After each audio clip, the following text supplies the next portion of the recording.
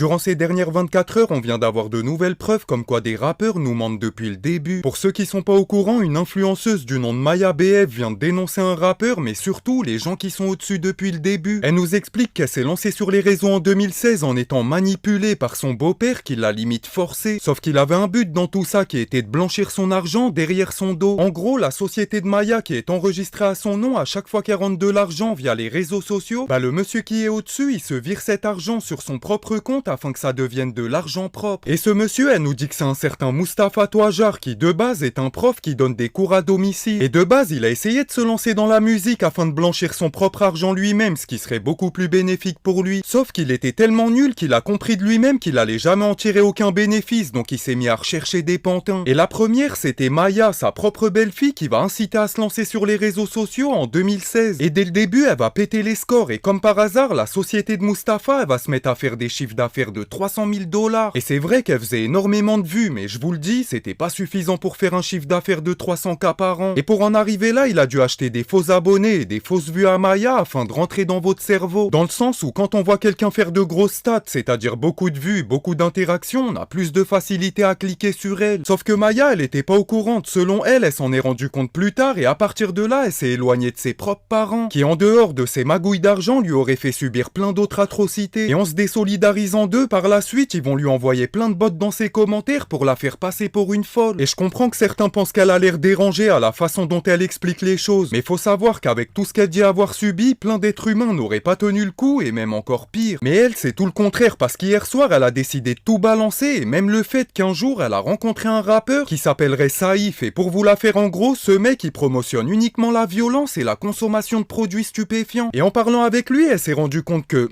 c'est pas le même Saïf que dans les musiques, celle qu'elle a connue, il était tout gentil. Et en menant sa petite enquête, elle s'est rendue compte que de base, il rappait dans son coin jusqu'à être repéré par le fameux Mustapha. Tu sais, le mec qui fait un tas d'argent illégalement et qui cherche des industries plantes. Il a apparemment pris Saïf sous son aile, le faisant rapper des choses qu'il a sûrement jamais vécues. Et si je dois donner mon avis dans cette histoire, je pense que lui-même, il est autant victime de ces gens que l'a été Maya. Et quand je vois tout ça, je vous jure que l'authenticité dans le rap d'avant, par exemple à l'époque de Rof, elle me manque tellement. Mais pour en revenir à Maya, j'avais un doute sur ce qu'elle racontait dans sa vidéo d'hier. Mais quand j'ai vu que 2 heures après sa vidéo dénonciatrice, elle était déjà attachée à un lit d'hôpital, c'est là que j'ai compris qu'il y avait bel et bien des gens au-dessus et qu'elle disait certainement la vérité. Et le pire, c'est que malgré que ça soit l'affaire du moment sur les réseaux et qu'il y ait des preuves de partout, la police française, ils vont trouver le moyen d'ignorer et plutôt d'aller enquêter sur les trottinettes électriques qui ont été